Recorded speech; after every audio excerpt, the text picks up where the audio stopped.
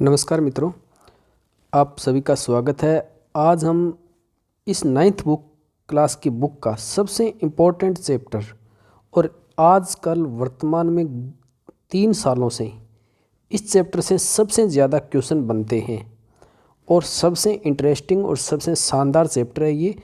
तो चलिए स्टार्ट करते हैं। सबसे पहले सबसे बड़ा इम्पोर्टेंट किसान आंदोलन, बिजोलिया किसान आंदोलन। पूरे देश में बिजोलिया आंदोलन को जाना जाता है। तो ये आंदोलन पूरे देश में सबसे ज़्यादा लंबा चलने वाला भी आंदोलन माना जाता है। तो चलिए बिजोलिया आंदोलन से इस चैप्टर को स्टार्ट करते हैं। बिजोलिया जो वर्तमान में भीलवाड़ा ज़िले में है, मेवाड़ राज्य में प्रथम श्रेणी का ठिकाना था और इस जागीर की भौगोलिक बनावट इस प्रकार की थी कि यहाँ के किसान आंदोलन के समय बड़ी सुगमता से किसान जो थे वो दूसरे राज्यों में पलायन कर सकते थे और यहाँ का मुख्य जीवन निर्वाह जो था वो खेती पर आधारित था। और यहाँ पर अधिकांश जो किसान थे वो धाकड़ जाति के थे। ये एग्ज़ाम में बहुत बार पूछा जाता है कि यहाँ कौन सी जाति के किसान पाए जाते थे। धाकड़ जाति के किसान जो अपने परिश्रम और दक्षता के लिए प्रसिद्ध थे। जाति के रूप में भी ये संगठित थे और इनकी पंचायती व्यवस्था जो थी, जातीय जो पंचायती व्यवस्था होती है वो भी दृढ़ निष्ठा वाली थी। 1894 में कहानी शुरू होती है राव गोविंद दास की मृत्यु के साथ और यहीं से बिजोलिया किसान आंदोलन का प्रारंभ माना जाता है। किसकी मृत्यु पर? राव गोविंद दास की मृत्यु पर। बिजोलिया ठिकाने के जागीरदारों और किसानों के संबंधों में विभिन्न कारणों से कटुता आई थी और इसका परिणाम था बिजोलिया किसान आंदोलन। इसको 3 भागों में बांटा जाता है। बिजोलिया किसान आंदोलन को 3 भागों में बांटा जाता है। इसका पहला चरण 1897 से 1915 ईस्वी तक, ठीक है। ये तो हो गया इसका प्रथम चरण 1897 से 1915 ईस्वी तक, जिसका नेतृत्व किया था यहाँ के स्थानीय लोगों ने। पहले चरण का नेतृत्व स्थानीय लोगों ने किया। फिर है आंदोलन का दूसरा चरण जो शुरू होता है 1915 से, ठीक है। ये सेकंड चरण था। ये सबसे महत्वपूर्ण चरण था और ये 1923 तक चलता है।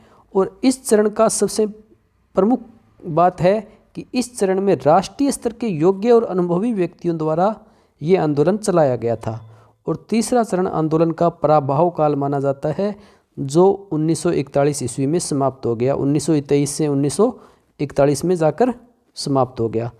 तो छोटा चरण भी था दूसरा और सबसे इम्पोर्टेंट भी चरण भी था। फिर है स्टार्टिंग करते हैं पहले चरण से। तो 1897 ईस्वी में बिजोलिया ठिकाने के हजारों किसान एक मृत्यु भोज के अवसर पर गिरधरपुरा गांव में इकट्ठा हुए और यहाँ इन्होंने अपने आपस में विचार विमर्श किया कि हम जागीर ठिकाने के जो अत्याचार व शोषण है उसकी आवाज़ उदयपुर महाराणा फतेह सिंह तक पहुँचाई। उनका प्रतिनिधि गया उदयपुर और महाराणा फतेह सिंह से भेंट की, लेकिन इस चीज़ का कोई भी महाराणा पर असर नहीं हुआ और ना ही इनकी समस्या हल हुई।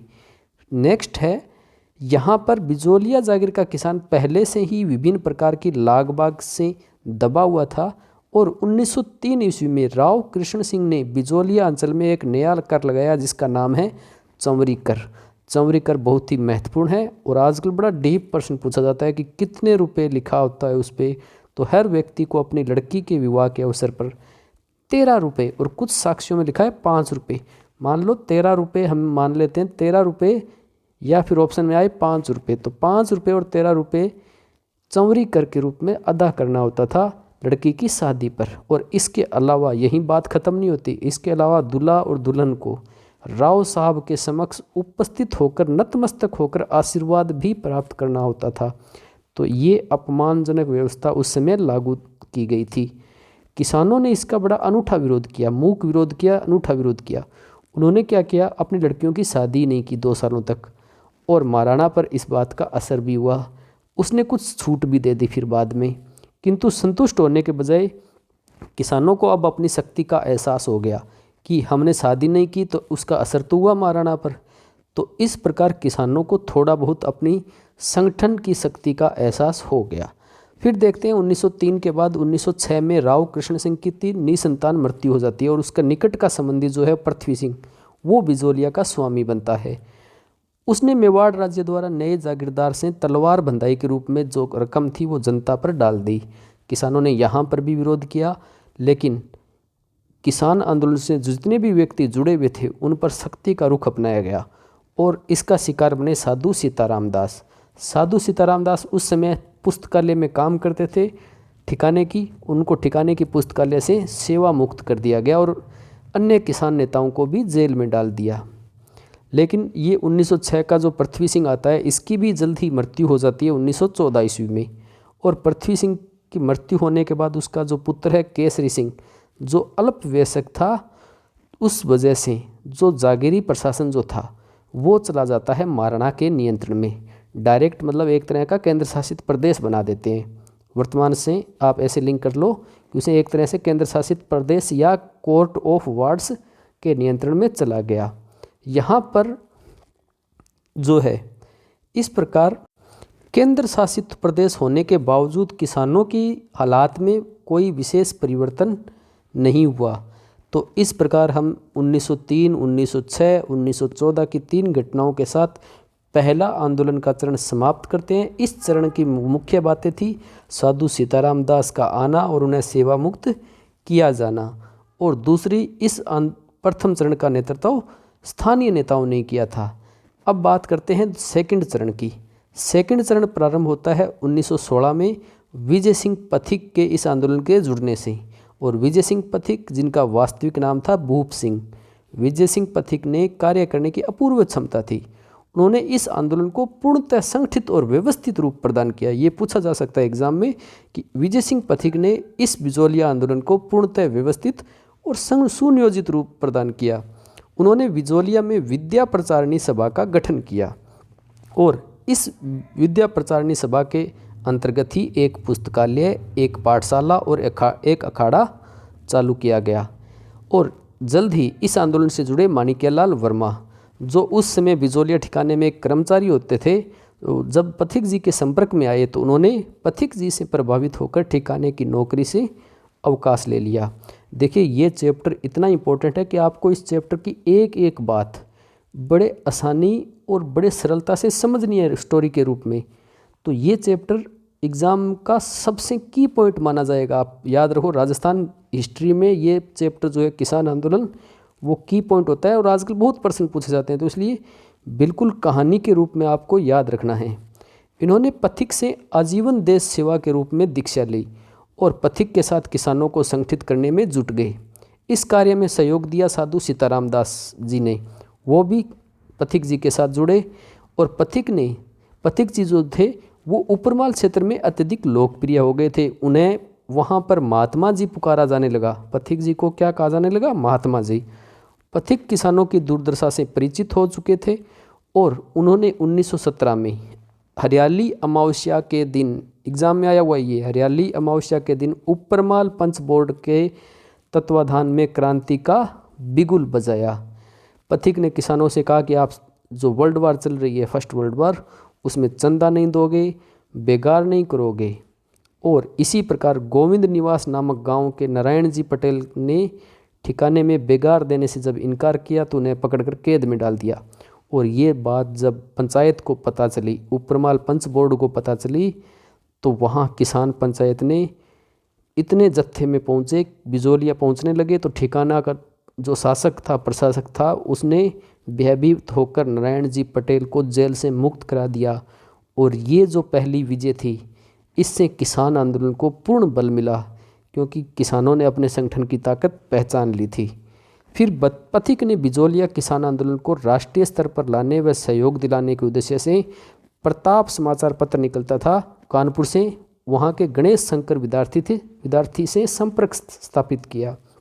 और अपने जो प्रताप नामक जो समाचार पत्र था, उसमें गणेश शंकर जी ने बिजोलिया आंदोलन का डेली कॉलम एक खोल दिया। डेली कॉलम में न्यूज़ आने लगी बिजोलिया किसान आंदोलन की, और पूरे देश का ध्यान बिजोलिया किसान आंदोलन की तरफ चला गया।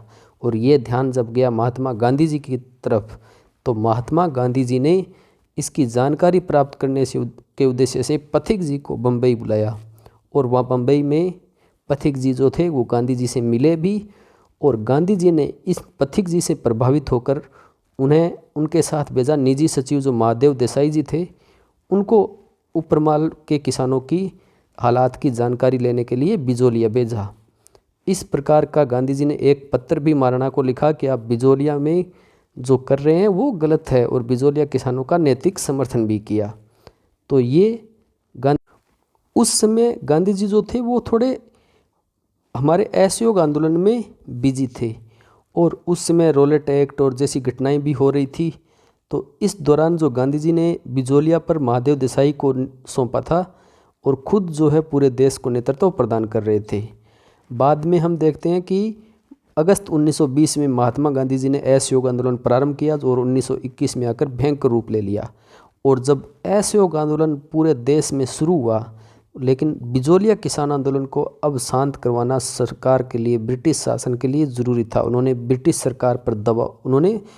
सरकार ने महाराणा पर दबाव डाला कि इस बिजोलिया किसान आंदोलन को शांत किया जाए। तो तब एक ब्रिटिश सरकार ने उच्च स्तरीय कमेटी का गठन किया, जिसमें थे एजीजी रॉबर्ट हॉलैंड। ठीक है, ये उस समय के एजीजी थे, एजेंट टू गवर्नर जनरल, और उनका सचिव था अगलवी। मेवाड़ के ब्रिटिश रेजिडेंट थे विल्किंसन, और मेवाड़ राज्य के दीवान थे प्रभाष चंद्र चटर्जी, और राजा के सायर हाकिम थे बिहारी लाल। इन सब को रखा उस कमेटी में, और कमेटी ने जब रिपोर्ट दी तो 11 फरवरी 1922 को ठिकाने के बीच में और किसान पंचायत के बीच में समझौता संपन्न हुआ। समझौते में 35 लागतें जो थी वो समाप्त कर देगी।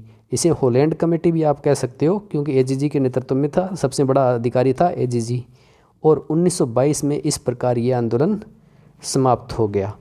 और इसी के साथ हम देखते हैं आगे चलकर असहयोग आंदोलन के समाप्त होते ही एजीजी किसानों के प्रति भी उदासीन हो गया, क्योंकि भाई अब असहयोग आंदोलन तो खत्म हो गया, अब बिजोलिया किसान आंदोलन वाले चाहे कितना ही आंदोलन करें कोई फर्क नहीं पड़ता। तब उनके शासक में भी उदासीनता आ गई, महाराणा में भी, और जागीर के शासक में भी उदासीनता आ गई। उन्होंने पुनः नई लागें जो है वो लगान जो है वो लगा दिया। 1923-26 का समय किसानों के लिए बड़ी तकलीफ से गुजरा, और मार्च 1927 ईस्वी में किसान पंचायत हुई। तब आंदोलन का नेतृत्व संभाला रामनारायण चौधरी और माणिक्यलाल वर्मा ने। पथिक ने किसानों को ये कहा कि आप बरानी भूमि छोड़ दो और अहिंसात्मक आंदोलन जारी रखो, लेकिन ज़्यादातर ये प्रयोग असफल हुए। फिर देखते हैं 20 जुलाई 1931 ईस्वी को सेठ जमनालाल बजाज ने इस आंदोलन का मोर्चा संभाला। उन्होंने उदयपुर में महाराणा और सर सुखदेव प्रसाद से व्यापक विचार विमर्श किया और समझौता हो गया। ये उस समय महाराणा के पीएम थे। हालांकि उदयपुर ने इसका पालन नहीं किया, परंतु जब मेवाड़ प्रजामंडल आंदोलन को ज़्यादा बल मिल गया तो मेवाड़ प्रजामंडल वाले इस बिजोलिया से न जुड़ जाएं, इस कारण फिर 1941 में आकर मेवाड़ का जो दीवान था टी विजय राघवाचार्य, बाद में ये संविधान सभा के सदस्य भी बनते हैं 1941 में, और इनके साथ राजस्व मंत्री जो थे डॉक्टर मोहन सिंह मेहता, इनको बिजोलिया भेजा। उन्होंने किसान नेताओं और अन्य नेताओं से बातचीत कर किसानों की समस्या का समाधान कराया। आखिर में जाकर 1941 में जाकर किसानों को ज़मीनें वापस मिली और ये आंदोलन समाप्त हुआ। तो इस प्रकार देखो 1897 से चला ये आंदोलन हमारा 1941 में जाकर समाप्त होता है। और ये पूरा जो आंदोलन है सबसे इम्पोर्टेंट किसान आंदोलन है, और सबसे ज़्यादा चांस भी बनते हैं इसी किसान आंदोलन में पूछे जाने की। तो ये था हमारा बिजोलिया किसान आंदोलन एक पूर्ण हुआ। अब हम बात करते हैं नेक्स्ट बेंगू किसान आंदोलन मेवाड़ में प्रारंभ 1921 ईस्वी में। डायरेक्ट 1921 बेंगू मिलान करने वाला प्रश्न भी एग्जाम में कई बार पूछा जाता है।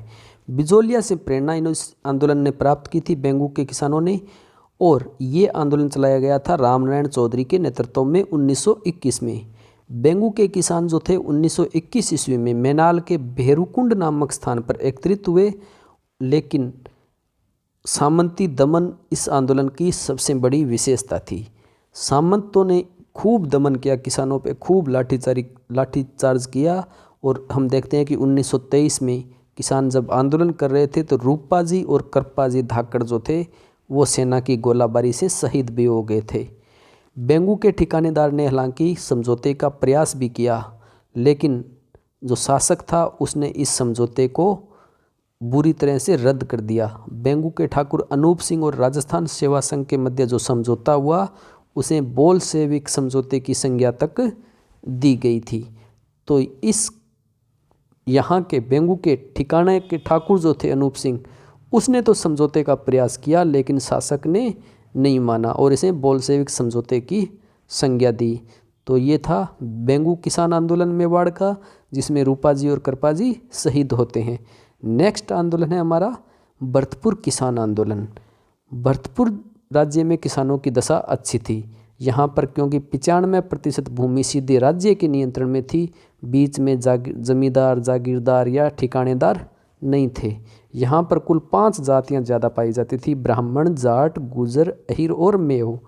यहाँ पर 1931 में नया भूमि बंदोबस्त लागू किया गया, जिससे सरकार के भू राजस्व में तो वृद्धि हुई, लेकिन जो भू राजस्व एकत्रित करने वाले लंबरदार होते थे, उन्होंने इस भू राजस्व की वृद्धि का विरोध किया, क्योंकि भू राजस्व जब इतना बढ़ा दिया जाएगा तो लंबरदार कहाँ से किसानों से लूट खसोट करेंगे। तो लंबरदारों ने ये आंदोलन किया। देखो, ये आंदोलन बिचौलियों द्वारा किया गया और 23 नवंबर 1931 को फौजी लंबरदार के नेतृत्व में 500 किसान भरतपुर में एकत्रित हुए और फौजी लंबरदार ने राज्य के विरुद्ध भड़काऊ भाषण दिए। नवंबर 1931 में फौजी लंबरदार को गिरफ्तार किया और ये आंदोलन बाद में समाप्त हो गया। मोस्ट इम्पोर्टेंट पर्सन, फौजी लंबरदार किस आंदोलन से संबंधित है? भरतपुर किसान आंदोलन से। और ये आंदोलन कब होता है? 1931 में। सबसे ज़्यादा आजकल पूछा जा रहा है, पीछे 2-3 एग्ज़ाम आया था सेकंड ग्रेड या फर्स्ट ग्रेड में, कॉलेज लेक्चर में, उसमें ये प्रश्न पूछा भी गया था। अब मैं कन्फर्म नहीं हूँ किस एग्ज़ाम में पूछा गया, लेकिन अभी हाल ही में एक एग्ज़ाम में पूछा गया था फौजी लंबरदार का। अब करते हैं मेव किसान आंदोलन। अलवर भरतपुर क्षेत्र में मोहम्मद हादी ने 1932 ईस्वी में अंजुमन खादिम उल इस्लाम नामक संस्था स्थापित कर मेव किसान आंदोलन को संगठित रूप दिया। ठीक है, किसने? मोहम्मद हादी ने। और अलवर का जो मेव आंदोलन था उसका नेतृत्व करता जो था वो गुड़गांव का चौधरी यासीन खान था। ठीक है, यहाँ के किसानों ने खरीफ फसल का लगान देना बंद कर दिया था और मेवों को संतुष्ट करने के लिए बाद में राज्य काउंसिल में एक मुस्लिम सदस्य बनाया गया, खान बहादुर काजी अजीजुद्दीन बिलग्रामी को। और ये आंदोलन फिर भी शांत नहीं हुआ, उग्र होता गया। फिर 1937 ईस्वी में मिस्टर बिलग्रामी ने के मतहांत जो थे मेव संकट की जांच करने के लिए विशेष समिति का गठन करते हैं और मेवों को कुछ छूट भी प्रदान की जाती है और उनकी कुछ समस्याओं का समाधान भी किया जाता है। तो नेता का नाम हमें याद रखना है, चौधरी यासीन खान ने मेव किसान आंदोलन का नेतृत्व किया था। अब देखते हैं अलवर किसान आंदोलन और निमुचना हत्याकांड। अलवर में जो मुख्य समस्या थी वो थी जंगली सूरों की। यहाँ पर जंगली सूर पाले जाते थे जो किसानों के लिए बड़े नुकसानदायक होते थे, खड़ी फसलों को बर्बाद कर देते थे। किसानों ने सरकार से कहा कि इन पर पाबंदी लगाई जाए और इस समस्या का जब निराकरण नहीं हुआ तब 1921 में किसानों ने आंदोलन शुरू किया और 1923-24 में अलवर महाराजा जय सिंह ने लगान की दरों को भी बढ़ा दिया। 14 मई 1925 को 800 किसान जो थे निमुचना में एकत्रित होते हैं।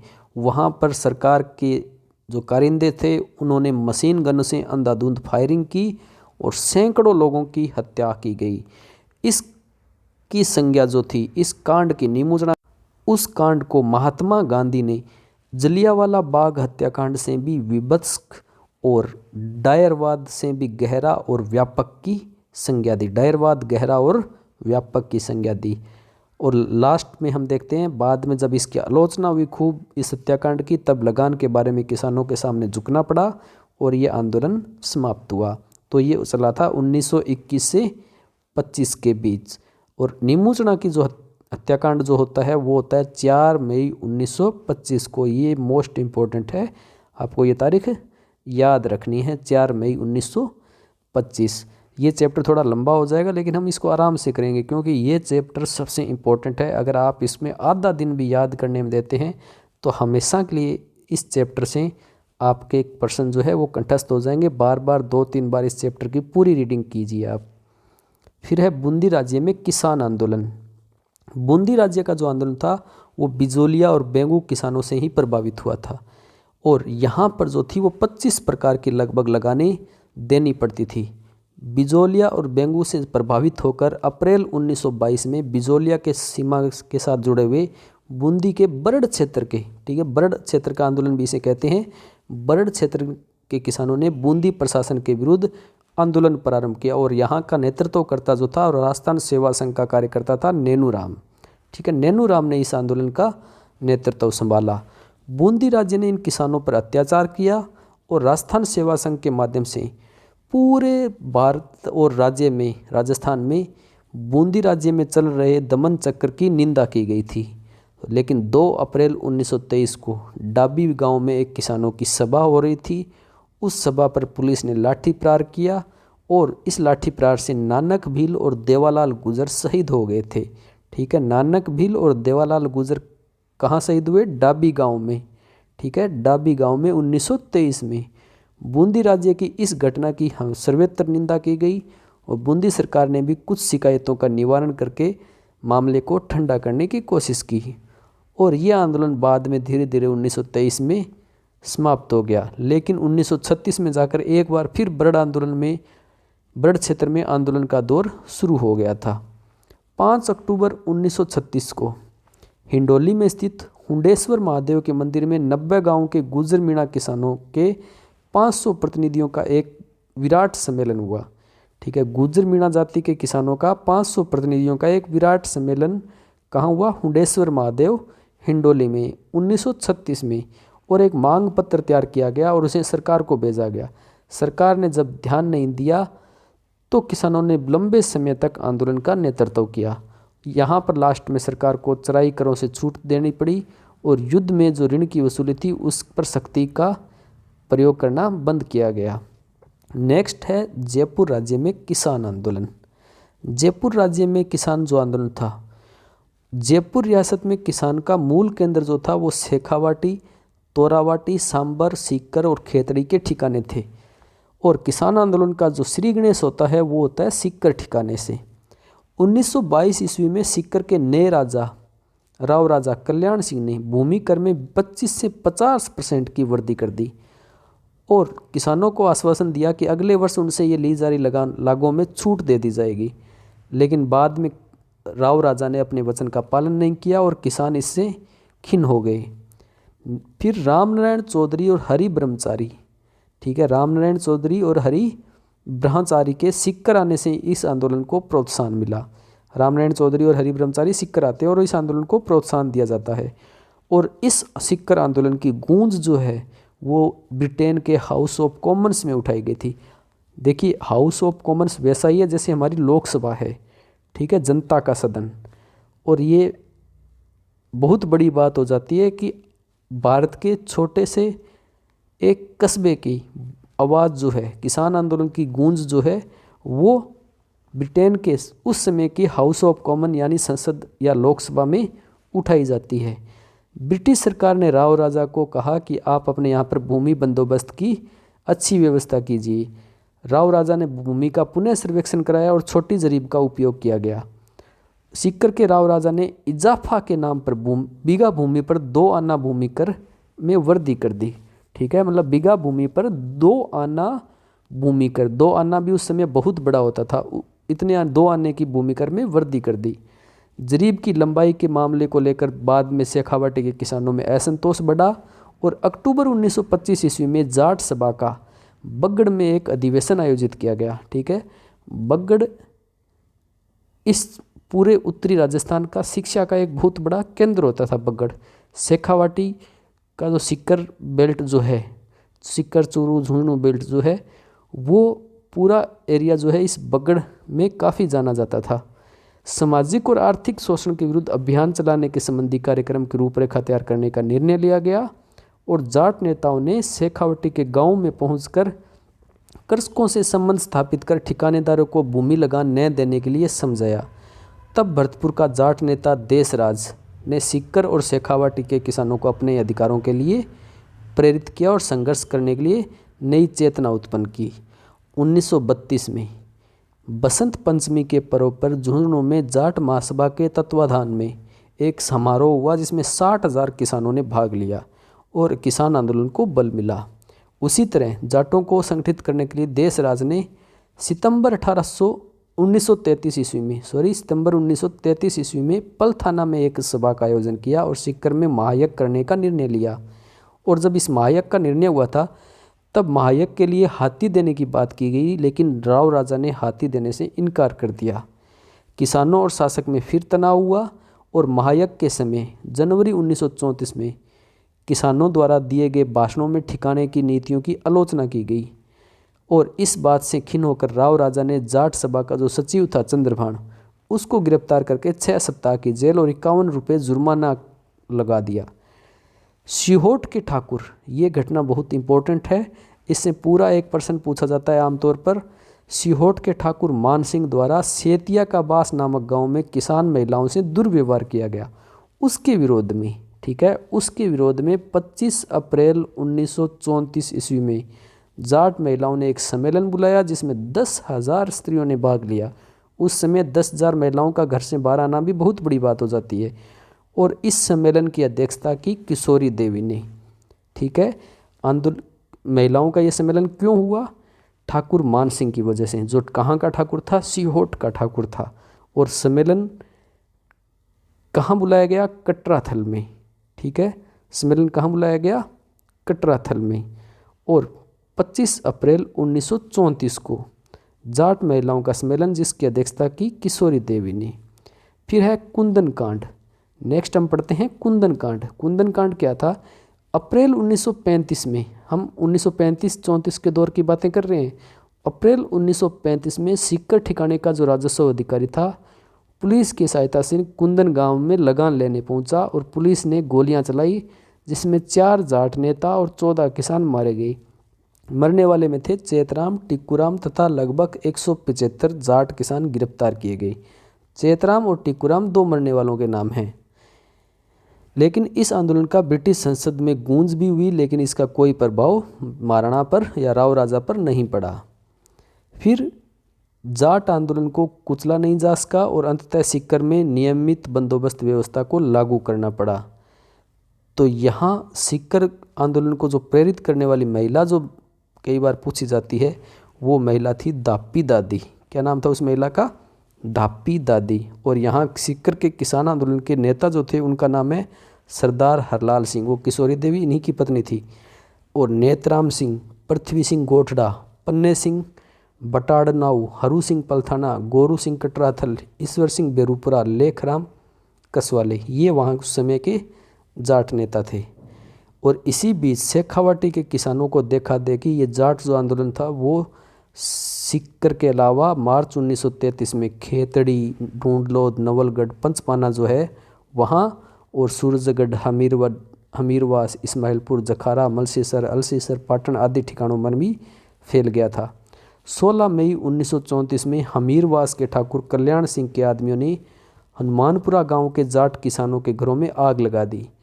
इसी प्रकार एक और घटना होती है, ढूंढलोद के ठाकुर ने जय सिंहपुरा गांव के किसानों को आतंकित किया और उसके भाई हरनाथ सिंह ने, ठीक है, ढूंढलोद के ठाकुर जय सिंहपुरा गांव के किसानों को आतंकित करने के लिए हरनाथ सिंह ने तलवारों और भालों से किसानों पर हमला किया था। जागीरदारों की इस घटना से प्रेरित होकर किसानों ने सशस्त्र क्रांति से इनका मुकाबला भी किया था, आमना सामना भी किया गया था। इसी प्रकार शेखावाटी जाट किसान पंचायत की तरफ से 9 अक्टूबर 1934 को जयपुर महाराजा को मांग पत्र भी भेजा कि इन जागीरदारों के आतंक से मुक्त कराया जाए। और शेखावाटी के नाजिम ने भी अपनी रिपोर्ट राज्य सरकार को भेजी। नाजिम ने किसानों की बात को जायज़ बताया। अंततः 1936 ईस्वी में भूमि बंदोबस्त की प्रक्रिया लागू हुई और शेखावाटी क्षेत्र में शांति स्थापित की गई।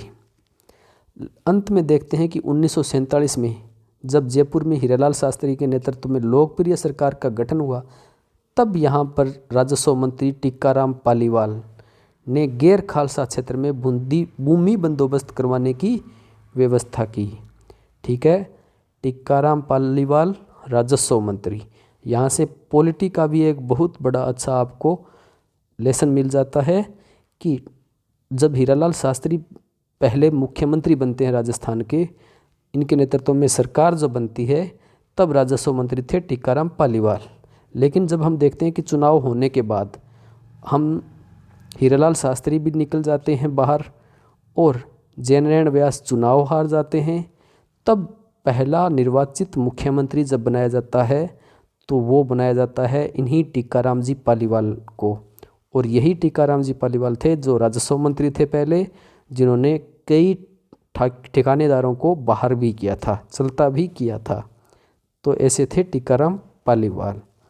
नेक्स्ट हम देखते हैं मारवाड़ किसान आंदोलन। नेक्स्ट आंदोलन है हमारा मारवाड़ किसान आंदोलन।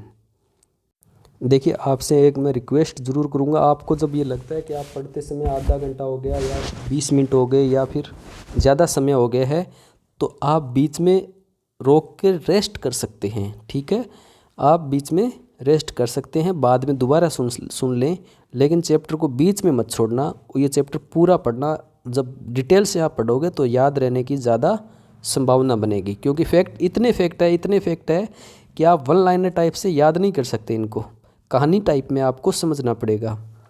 चलिए स्टार्ट करते हैं। मारवाड़ किसान आंदोलन। जयपुर राज्य के शेखावाटी के जाट आंदोलन का प्रभाव मारवाड़ क्षेत्र पर भी पड़ा। डीडवाना और सांबर परगने और शेखावाटी से लगते जाटों पर भी पड़ा था। मई 1938 में मारवाड़ लोक परिषद की स्थापना होती है। मई 1938 में मारवाड़ लोक परिषद की स्थापना होती है और यहाँ पर किसानों ने अपनी मांगें उठानी प्रारंभ करते हैं। 28 मार्च 1942 ईस्वी को लोक परिषद के कार्यकर्ता चंद्रावल गांव में इकट्ठा हुए उत्तरदायी शासन दिवस मनाने के लिए। किसके लिए? उत्तरदायी शासन दिवस मनाने के लिए। कब मनाया गया उत्तरदायी शासन दिवस? 28 मार्च 1942 को। लेकिन ये चंद्रावल कांड जो है, चंद्रावल की जो घटना है, ये सबसे बड़ी घटना मानी जाती है मारवाड़ में उस समय, क्योंकि जो चंद्रावल का ठाकुर था उसने मारवाड़ लोक परिषद के कार्यकर्ताओं को रोकने के लिए लाठी डंडों से हमला कर दिया, जिसमें सोजत के मिठालाल, विजय शंकर, कंटालिया के मांडकेश्वर और हरिराम चंद्रावल के रामसुख, चांदमल आदि भयंकर रूप से घायल हो गए थे। इसी प्रकार देखते हैं 13 मार्च 1947 की घटना, जो कहलाती है डाबड़ा कांड के रूप में। डाबड़ा जो डीडवाना परगना में है, नागौर में, किसान सभा और लोक परिषद की ओर से एक किसान सम्मेलन बुलाया गया, जिसमें मथुरादास माथुर, द्वारकादास पुरोहित, राधा किशन बोहरा, किशनलाल शाह, नरसिंह कछवा, बंशीधर पुरोहित, हरिंद्र कुमार चौधरी, सीआर चौपासनीवाला आदि भाग लेते हैं डाबड़ा में। और यहाँ पर जो स्थानीय नेता था मोतीलाल चौधरी, उसके निवास स्थान पर पहुँचते हैं। एग्ज़ाम में पूछा जाएगा कहाँ पर पहुँचते हैं डाबड़ा में? मोतीलाल चौधरी के यहाँ पर। लेकिन हम बाद में देखते हैं कि जैसे ही सभा प्रारंभ होती है तो मोतीलाल चौधरी के घर पर हमला होता है और इतनी क्रूरता की जाती है डाबड़ा में कि मोतीलाल चौधरी के घर वालों को मारा जाता है, उनकी माता के पैर काट लिए जाते हैं, पिता और भाई को मार दिया जाता है, पत्नी का मुख विरूप कर दिया जाता है। और ये कांड भयंकर कांड था। आज भी ऐसे कांड होते हैं, उस समय भी होते थे। और ये जो हत्याकांड है वो प्रशासन का और उस समय के सामंतवाद का सबसे क्रूर रूप था। डाबड़ा कांड की प्रत्येक जगह निंदा की गई। फिर देखते हैं बीकानेर का किसान आंदोलन। बीकानेर राज्य में कुल 2917 गांव थे, जिसमें से 1393 गांव जागीरी क्षेत्र में आते थे। और यहाँ पर भी शेखावाटी आंदोलन का खूब प्रभाव हुआ था। यहाँ पर बीकानेर में झुंझुनू में जो आयोजित जाट सभा हुई थी उसमें भी, और सीकर में जो विशाल प्रजापति महायज्ञ हुआ था जिसमें हाथी की बात आई थी, हाथी देने से मना किया था, वहाँ पर भी इन किसानों ने, बीकानेर के किसानों ने सक्रिय रूप से रहकर भाग भी लिया था। बीकानेर राज्य में 37 लागें लगाई गई थी। 1937 में उद्दासर के किसानों ने लाग बाग के विरुद्ध आवाज़ उठाई थी। उद्रासर, ठीक है, बीकानेर की साइड में उद्रासर, ब्रह्मसर, ऐसे हर जगह सर आपको दिखाई देता है। सर होता है दोरों में बीच का स्थान जो होता है, जहाँ तालाब या पोखर बने होते थे, उनको हम सर बोलते हैं। ठीक है, तो यहाँ गांव के बीकानेर साइड में, चूरू साइड में आपको गांव के नाम के पीछे सर ज़्यादा दिखाई देगा, पानी वाला स्थान होता था। फिर है यहाँ पर जीवन चौधरी के आग्रह पर बीकानेर प्रजामंडल ने किसानों की बातें सरकार के समक्ष रखी, लेकिन कोई परिणाम नहीं निकला। फिर बीकानेर का दूधवा खारा का आंदोलन प्रसिद्ध है। दूधवा खारा के का अपना महत्व है। यहाँ पर किसान नेता हनुमान सिंह ने, ठीक है, किसान नेता हनुमान सिंह ने ठाकुर द्वारा अत्याचारों की आवाज़ उठाई और भादरा में महाराजा सादुल सिंह से मिला। बीकानेर के महाराणा जो थे सादुल सिंह, उनसे मिला और बाद में अपने साथियों के साथ वो माउंट आबू पहुंच गया महाराणा से मिलने। लेकिन वहां से जब वापस आ रहा था तो रतनगढ़ में एंट्री की, तो एंट्री करते ही उसे गिरफ्तार कर लिया गया जून 1945 में और हनुमान सिंह पर मुकदमा चलाया गया। इन्हें सज़ा भी मिली 5 वर्ष की। बाद में 1945 ईस्वी को हनुमान सिंह को जेल से रिहा कर दिया गया कमज़ोर स्वास्थ्य के कारण। हालांकि हनुमान सिंह को यहाँ तक प्रलोभन दिया गया कि तुम्हें 100 मरबे ज़मीन गंगानगर क्षेत्र में दी जाएगी, लेकिन हनुमान सिंह कभी भी महाराणा के सामने झुका नहीं। फिर है रायसीनगर का आंदोलन। 30 जून से 1 जुलाई 1946 को प्रजा परिषद ने रायसीनगर में एक सभा का आयोजन किया था, जहां भीड़ ने राजकीय विश्राम गृह को घेर लिया और पुलिस ने भीड़ को हटाने के लिए गोलियां चलाई, जिसमें बिरबल सिंह मारा गया। रायसीनगर में कौन शहीद हुआ? बिरबल सिंह शहीद हुआ। ये एग्जाम में पूछा जाता है, याद रखना ये।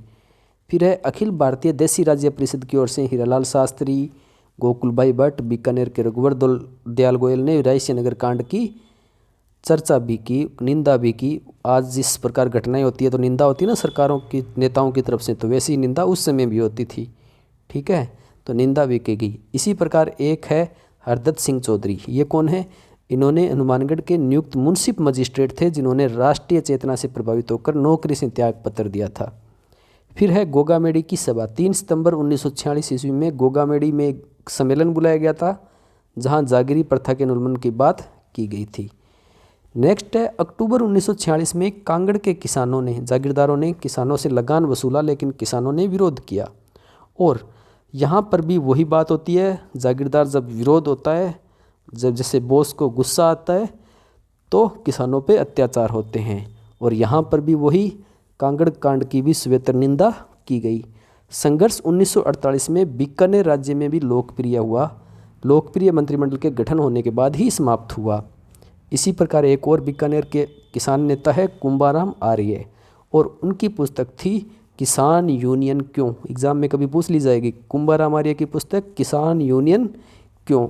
और ये कुंभाराम आर्य प्रसिद्ध है किसानों के लिए, ये बीकानेर क्षेत्र में, और किसानों के हित में उनका संघर्ष स्वतंत्रता के उपरांत तक भी जारी रहा था। तो ये था किसान आंदोलन, और इसमें से एग्ज़ाम्स में 100% आएंगे और इससे बाहर आने की कोई भी गुंजाइश नहीं है। तो आप पढ़ते रहें और बार बार रिवाइज़ करें इस चैप्टर का, जिससे ये चैप्टर भी आपको कंठस्थ हो जाए। और शेयर और सब्सक्राइब करना न भूलिए। आपके सब्सक्राइब करने का लाभ होगा कि हमारे हौसले में वृद्धि होगी, हम और ज़्यादा मेहनत से आपको वीडियो उपलब्ध करवाएंगे। धन्यवाद। अपने दोस्तों के साथ शेयर ज़रूर करें।